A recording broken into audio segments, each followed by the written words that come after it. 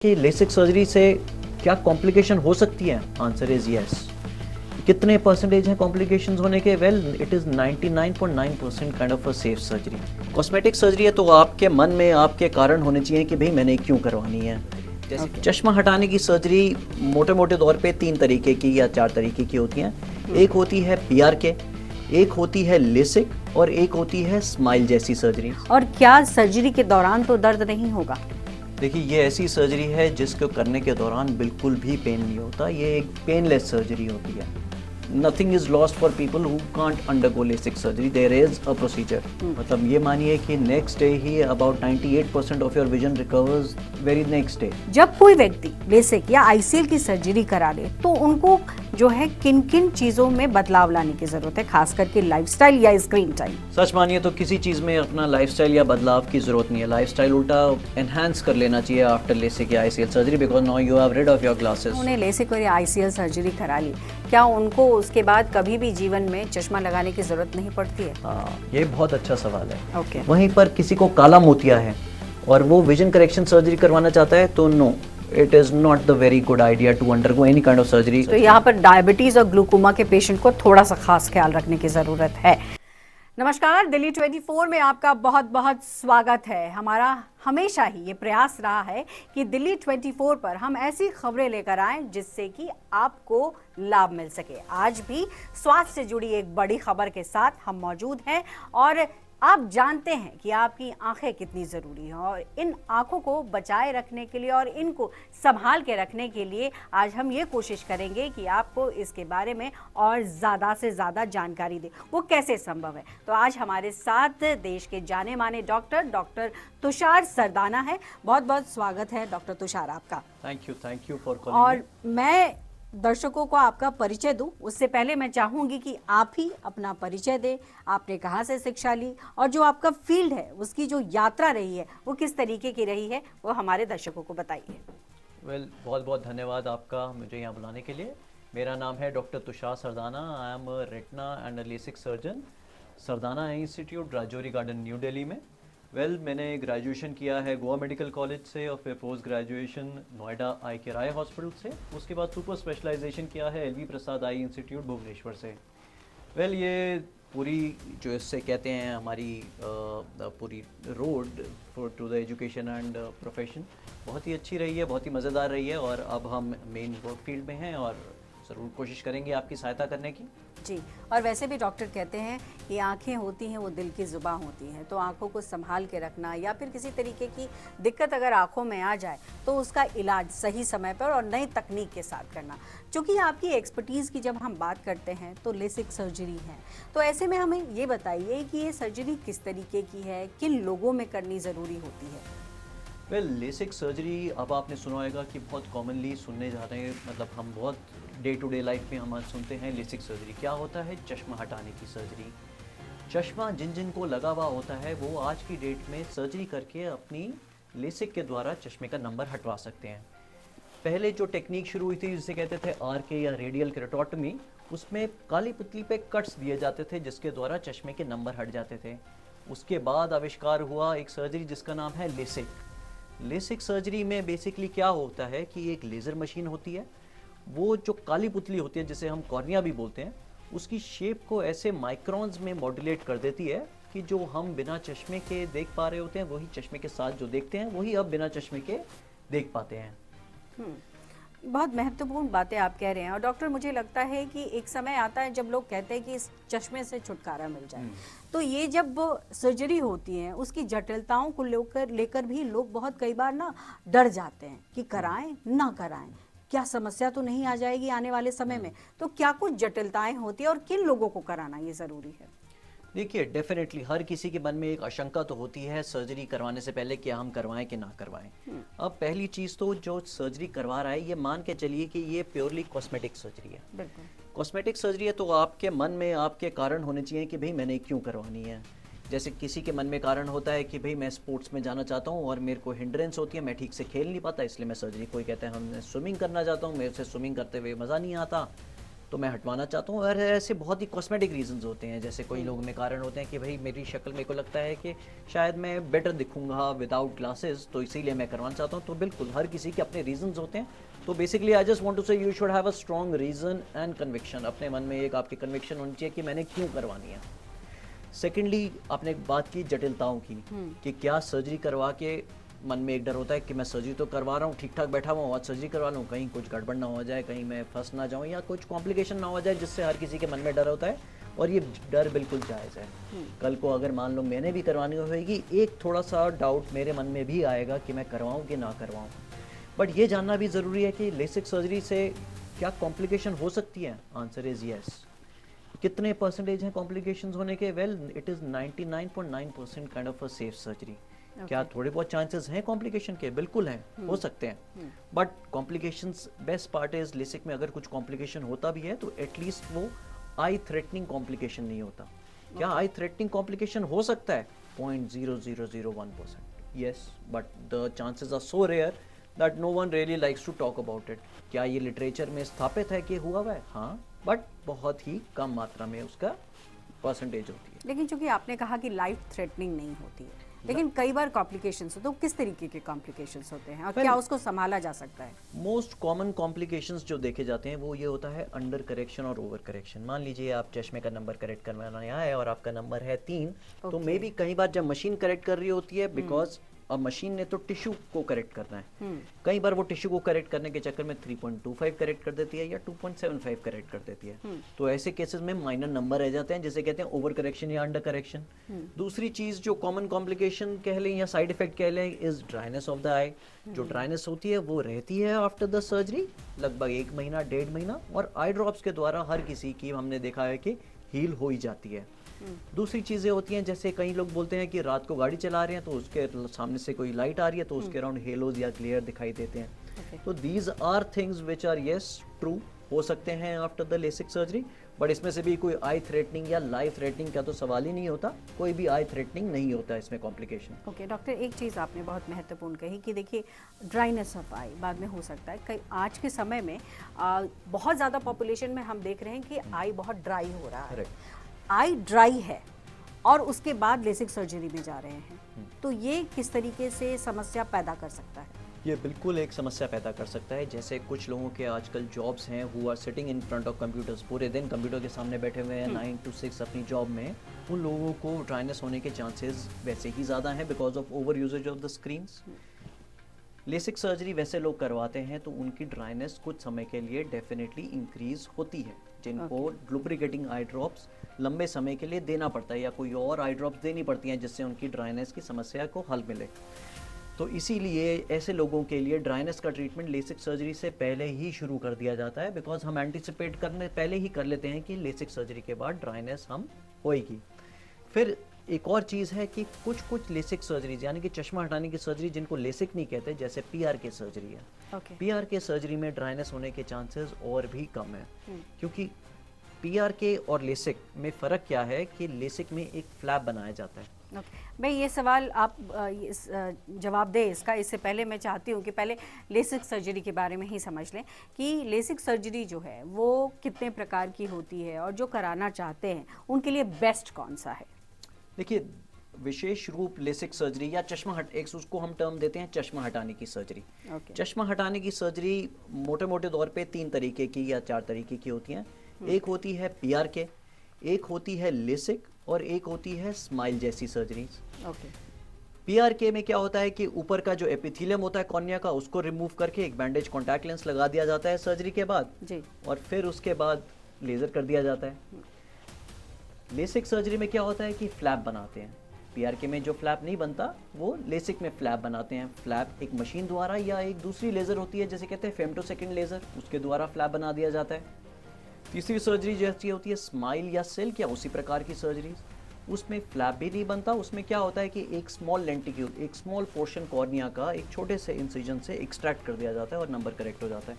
सो ऐसे मोटे मोटे तौर पे 3 तरह की सर्जरीज होती हैं। एक और सर्जरी भी होती है जिनकी ये तीनों नहीं हो पाती, उसे कहते हैं ICL या IPCL सर्जरी, जिसमें कि एक परमानेंट कॉन्टैक्ट लेंस को ही आई के अंदर प्लेस कर दिया जाता है। तकनीक बहुत सारे आ बहुत गए सारी हैं, techniques लेकिन हैं। कहीं ना कहीं देखिए इस प्रोग्राम का मकसद यही है कि लोगों तक ये जानकारी पहुंचे। और आप जिस बारीकी से लोगों को समझा रहे हैं, मुझे लगता है आज लोगों के बहुत सारे मिथ जो है वो क्लियर हो जाएंगे। डॉक्टर तुषार, लेकिन ये भी कई बार लोगों के जहन में आता है कि सर्जरी कराने के बाद कहीं आंखों में दर्द तो नहीं रह जाएगा, तकलीफ तो नहीं रह जाएगी, और क्या सर्जरी के दौरान तो दर्द नहीं होगा? देखिए, ये ऐसी सर्जरी है जिसको करने के दौरान बिल्कुल भी पेन नहीं होता। ये एक पेनलेस सर्जरी होती है।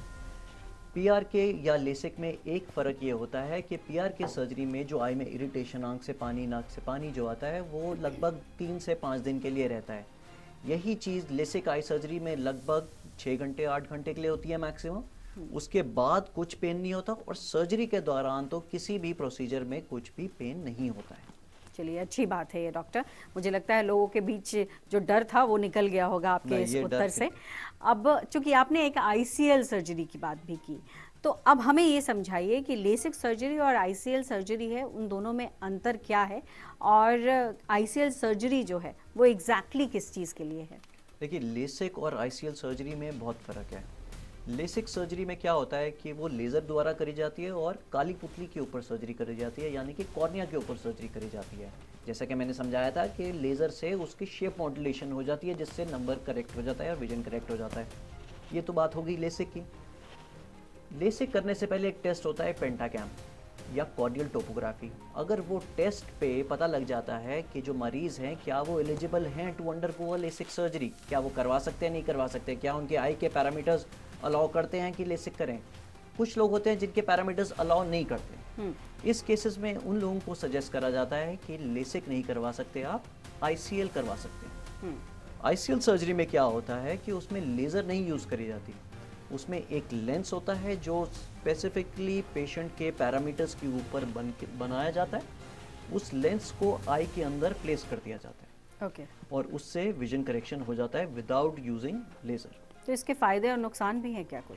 फ़ायदे और नुकसान भी हैं डेफिनेटली, बिकॉज जिन लोगों में लेसिक नहीं हो सकता उनमें द ओनली ऑल्टरनेटिव या एक ओनली ऑल्टरनेटिव होता है कि आईसीएल करवाया जाए। तो इसका फ़ायदा ये है कि nothing is lost for people who can't undergo LASIK surgery. There is a procedure. नुकसान इसका बहुत ही माइनर ये कि मतलब मैं कह सकता हूँ थियोरेटिकली कि ये आई के अंदर जाके करने वाला प्रोसीजर है, तो थोड़ा सा कहीं मन में डर आ जाता है कि ये थोड़ी सी बड़ी सर्जरी है एज कम्पेयर टू लेसिक मानी जाती है। But in safe hands it has no मतलब the risk of complications even in safe hands is as equivalent to a LASIK surgery. अच्छी चीज़ है ये। और ऐसे में ये भी हमें बताइए कि इसमें रिकवरी का क्या है चांसेस, मतलब रिकवरी फास्ट है या बहुत स्लो है, क्या है? लेसिक सर्जरी या आईसीएल सर्जरी में रिकवरी बहुत ही तेज़ है। मतलब ये मानिए कि नेक्स्ट डे ही about 98% of your vision recovers very next day. जो लास्ट का 1 to 2% विजन है वो कीप्स ऑन इंक्रीजिंग, वो धीरे धीरे बढ़ता रहता है over a period of 1 month। वो शार्पनेस जो होती है वो धीरे धीरे आती रहती है over a period of 1 month। But the next day the wow factor is there in both the surgeries, LASIK and ICL surgery. Okay doctor, यहाँ ये प्रश्न भी बहुत महत्वपूर्ण है, क्योंकि अगर हम आई की बात करते हैं तो बहुत सारे ऐसे एग्ज़ाम्स होते हैं जिसमें आई का जो एक इंडेक्स होता है उसको मान्य रखा जाता है। जैसे मैं आर्मी की बात कर लूँ या पुलिस है या लोको पायलट्स है रेलवे में, उनके लिए ये लेसिक और आईसीएल क्या मान्य है, और अगर मान्य है तो किस तरीके से मान्य है? वेल क्या होता है कि मोस्टली जैसे आर्मीज़ या नेवीज़ में कोई जॉब के लिए अप्लाई करना चाहते हैं और उनका विजन 6/6 नहीं है, विदाउट ग्लासेस चश्मा लगाते हैं, तो चश्मे वाले लोगों को वो रिजेक्ट कर देते हैं। उनके लिए जो प्रोसीजर जो आइडियली रिकमेंडेड है वो उसे कहते हैं पीआर के प्रोसीजर। क्यों पीआर के बोल रहे हैं? बिकॉज उसमें कोई भी आई के ऊपर निशान नहीं रह जाता आफ्टर द सर्जरी।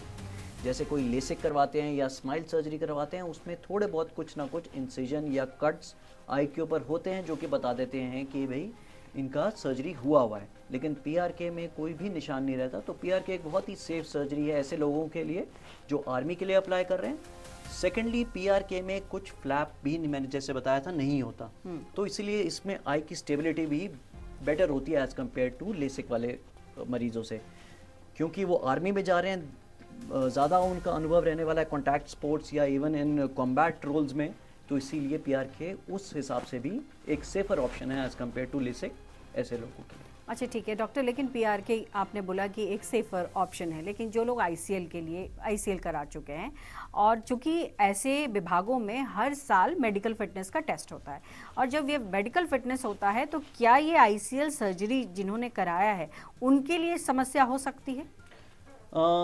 इसका जवाब मैं आपको पूरा एग्जैक्टली उनकी गाइडलाइंस के हिसाब से तो मैं नहीं दे पाऊंगा कि आर्मी की गाइडलाइंस क्या कह रही हैं, बट डेफिनेटली आईसीएल के बाद उनका विजन एक नॉर्मल इंसान जैसा ही विजन हो जाता है। तो मेरे हिसाब से कोई मुझसे पूछे तो मेरे को नहीं लगता कि कोई कारण होना चाहिए उसको किसी भी जॉब के लिए रिजेक्ट करने के लिए आफ्टर आईसीएल सर्जरी। लेकिन एग्जैक्ट आर्मी की गवर्नमेंट की क्या गाइडलाइंस हैं आईसीएल के बारे में ये मैं आपको पूरा नहीं पता। मतलब उनकी गाइडलाइंस जो भी हो, लेकिन एज अ डॉक्टर आपका ये कहना है कि एक नॉर्मल आई की तरह वो काम करने लगता है। और ऐसे में डॉक्टर ये भी हमें ये बताइए कि अगर किसी ने लेसिक या आईसीएल करा लिया तो किन बातों का ध्यान रखना है आने वाले समय को देखते हुए? वेल, अगर आपने आई का कुछ भी ट्रीटमेंट करवाया है, वेदर इट इज़ लेसिक और ICL surgery, regular follow up to the doctor बहुत इंपॉर्टेंट है। हर 6 महीने में आपने अपने डॉक्टर के पास जाके एक बार आई का इवैल्यूएशन करवाना बहुत ज़रूरी है।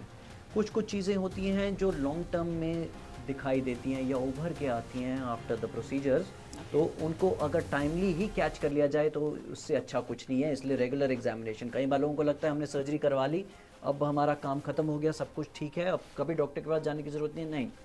Every 6 months make it a habit to go to your doctor after any kind of surgery you undergo. देखिए आपको इतनी सारी चीज़ें यहाँ पे डॉक्टर बता रहे हैं और इतने अच्छे सलाह मिल रहे हैं आपको, तो हम यही उम्मीद कर रहे हैं कि आपको अगर कहीं भी किसी तरीके की समस्या इससे है तो आपको अब फिक्र करने की ज़रूरत नहीं है, क्या डॉक्टर? बिल्कुल फिक्र करने की। और ऐसे में अब हम आगे बढ़ते हैं डॉक्टर, क्योंकि आजकल हम देखते हैं बहुत सारी बीमारियों में लाइफस्टाइल और डाइट ये बहुत इंपॉर्टेंट रोल प्ले करता है। जब कोई व्यक्ति लेसिक या आईसीएल की सर्जरी करा ले तो उनको जो है किन किन चीज़ों में बदलाव लाने की ज़रूरत है, खास करके लाइफस्टाइल या स्क्रीन टाइम? सच मानिए तो किसी चीज़ में अपना लाइफस्टाइल या बदलाव की ज़रूरत नहीं है। लाइफस्टाइल उल्टा एनहांस कर लेना चाहिए आफ्टर लेसिक या ICL surgery, because now you have rid of your glasses. So basically जो चीज़ें आपको लाइफ में हैम्पर कर रही थी या किसी चीज़ को आपको रुके हुए थे बिकॉज चश्मा लगाते हैं, वो करिए शॉर्ट टर्म के लिए। मान लीजिए किसी ने लेसिक करवाया और उनका तो स्क्रीन टाइम का पूरे दिन का काम है, कुछ दिन की अगर आप ब्रेक ले सकते हैं 4-5 दिन के लिए, अपने आइज़ को समय दीजिए अडेप्ट करने के लिए। एक न्यूरो अडेप्टेबिलिटी होती है, बिकॉज आपको सब कुछ लेसिक के बाद एक हर चीज़ थोड़ी सी अलग, थोड़ी सी डिफरेंट नज़र आती है। सो आपके ब्रेन को इस नई विजन के लिए थोड़ा सा अडेप्ट करने के लिए समय चाहिए होता है, वो आप अपने दिन दीजिए अपने आप को, and you are good to go to your office and start your routine exam practices. अच्छा डॉक्टर, जिन्होंने लेसिक और आईसीएल सर्जरी करा ली, क्या उनको उसके बाद कभी भी जीवन में चश्मा लगाने की ज़रूरत नहीं पड़ती है? हाँ, ये बहुत अच्छा सवाल है कि क्या लेसिक सर्जरी के बाद नंबर वापस आ सकता है? बिल्कुल आ सकता है नंबर वापस, there is a possibility. Theoretically अगर पूछेंगे तो 0.1 डायोप्टर, मान लीजिए कि 0.1 नंबर वापस आ सकता है every year after LASIK surgery. बहुत बार हम देखते हैं किसी ने लेसिक करवाया हुआ है 10 साल के बाद आते हैं विद अ नंबर ऑफ 0.5, 0.75, जो कि कॉमन चीज़ है। यूजली नंबर्स इतने माइनर होते हैं कि इतने माइनर नंबर पे भी कोई चश्मा नहीं लगाता। कोई हमसे सवाल करता है कि क्या मैं लेसिक दोबारा करवा लूँ 10 साल के बाद? वेल, करवा सकते हैं, बट अंदरूनी मेरा ओपिनियन पूछेंगे तो मैं बोलूँगा नहीं, दोबारा छिड़वाना नहीं चाहिए इतने माइनर नंबर के लिए। बट यस, नंबर्स आ सकते हैं। जी डॉक्टर। सो आईसीएल के बाद भी नंबर यस वापस आ सकते हैं, बट उस तरीके के नहीं जैसे लेसिक में आते हैं। और कुछ कुछ सिनारियोज़ में जैसे किसी को अगर मोतियाबिंद डेवलप हो जाए या एज के साथ जो नंबर आते हैं वो डेफिनेटली आ सकते हैं। और हाँ, एक चीज़ और, लेसिक या आईसीएल करने के बाद जो नज़दीक का नंबर एज के साथ आता है वो तो सबको आना ही है, इररिस्पेक्टिव ऑफ वेदर आपकी सर्जरी हुई है कि नहीं या क्या सर्जरी करवाई है आपने, वो तो एज रिलेटेड नंबर है, वो सबका ही आना है। हाँ। अच्छा डॉक्टर, एक चीज़ और, क्योंकि हम अब देख रहे हैं कि पूरी दुनिया में डायबिटिक पेशेंट बहुत ज़्यादा है, दूसरा ग्लूकोमा भी बढ़ा है, और तीसरा बढ़ती उम्र। अब ऐसी परिस्थितियों में किसी को लेसिक सर्जरी किसी ने करा लिया, आईसीएल सर्जरी करा लिया, तो क्या क्या हो सकता है, क्या संभावनाएं हो सकती हैं, ये बताइए। करेक्शन सर्जरी कुछ भी हो, अगर किसी को डायबिटिक रेटिनोपैथी है, यानी कि डायबिटीज़ के कारण पीछे पर्दे में चेंजेस शुरू हो गए हैं, तो उनको विजन करेक्शन सर्जरी एडवाइजेबल नहीं होती। ओके। वहीं पर किसी को काला मोतिया है और वो विजन करेक्शन सर्जरी करवाना चाहता है तो no, it is not the very good idea to undergo any kind of surgery if you have a diagnosed glaucoma, अगर आपको काला मोतिया है। तीसरी चीज़ आपने बोली डायबिटिक रेटिनोपैथी, काला मोतिया और बढ़ता उम्र, बढ़ती उम्र के साथ there is no issue. LASIK या विजन करेक्शन सर्जरी आप करवा सकते हैं आफ्टर द एज ऑफ 18 या आपका नंबर 6 महीने से स्टेबल होए, after that you are eligible, आप करवा सकते हैं विजन करेक्शन सर्जरी। इसका कोई अपर एज लिमिट नहीं है। यूजुअली बहुत बड़ी उम्र के लोग करवाते इसलिए नहीं है क्योंकि थोड़े समय बाद कैटरैक्ट डेवलप हो जाता है, फिर एक और सर्जरी की ज़रूरत होती है, इसलिए थोड़ा सा उनके मन में भी हिचक रहता है बड़े लोगों में। But usually there is no upper age limit for a vision correction तो सर्जरी। यहाँ पर डायबिटीज और ग्लूकोमा के पेशेंट को थोड़ा सा खास ख्याल रखने की ज़रूरत है। अब डॉक्टर सवाल ये कि बहुत सारे ऐसी सर्जरीज से जुड़े मिथ भी होते हैं, उन मिथ के बारे में आप क्या कहना चाहेंगे हमारे दर्शकों को? नहीं, मिथ तो डेफिनेटली होते ही हैं। कुछ जैसे लेसिक सर्जरी के साथ मिथ होते हैं कि रात को हम ड्राइव नहीं कर पाएंगे, तो ऐसा बिल्कुल नहीं है, आप रात को ड्राइव आराम से कर लेंगे। So and secondly contrast loss, जैसे अंधेरे में मेरे को थोड़ा सा कम दिखाई देगा आफ्टर लेसिक, तो ऐसा भी नहीं है कि अंधेरे में कुछ उनका विजन डिपेंडेंसी कुछ हो जाएगा किसी पे। सो लेसिक के अराउंड मिथ्स उतने ज़्यादा नहीं है, कंसर्न रिलेटेड टू सर्जरी ज़्यादा होती है, मिथ्स उतना हमें सुनाई नहीं देते। ओके डॉक्टर तुषार, चूंकि आपने बहुत सारी चीज़ों पर हमारे दर्शकों को एक तरीके से पॉइंट बताया है कि ये चीज़ होनी चाहिए, कब होनी चाहिए, किन को लेनी चाहिए, लेकिन बहुत सारे ऐसी सर्जरीज में एडवांस भी हम देख रहे हैं, काफ़ी चीज़ों में एडवांसमेंट हमें दिखा है। तो क्या कोई और नई इनोवेशंस इसको लेकर हो रही हैं कि आने वाले वक्त में और प्रक्रिया जो है वो जटिल की बजाय और सिंपल होती नज़र आएगी? नहीं, डेफिनेटली जिस प्रकार से मशीन्स में, इनोवेशंस में जो जैसे ऐसे नई नई टेक्निक्स आ रही हैं, डेफिनेटली आने वाले समय में हम कुछ ना कुछ तो नया इसमें ज़रूर देखते रहेंगे, specially with artificial intelligence and machine learning, how जैसे वो इवॉल्व हो रही है, तो डेफिनेटली इन मशीन्स में भी वो कहीं ना कहीं आएगा।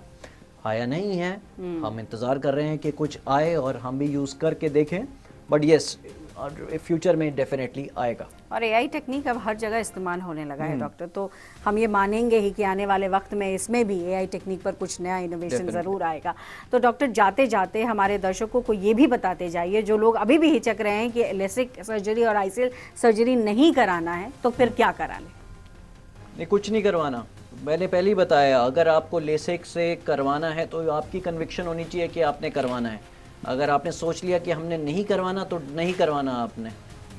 चलिए डॉक्टर, बहुत बहुत शुक्रिया आपका, लेकिन जाने से पहले हमारे दर्शकों को ये बताते जाइए कि जो लोग आपको आज सुन रहे थे वो आपको कहाँ फॉलो करें, कैसे संपर्क करें, ताकि आप और ज़्यादा जानकारी उन तक पहुँचा सकें। बिल्कुल, हमारा eye centre by the name of Sardana Eye Institute है रजौरी गार्डन में। हमारा इंस्टाग्राम चैनल भी है बाय द सेम नेम, और यूट्यूब पे भी चैनल है सरदाना इंस्टीट्यूट के नाम से, जो you can follow us and message us anywhere you want. चलिए बहुत बहुत शुक्रिया डॉक्टर तुषार आपका।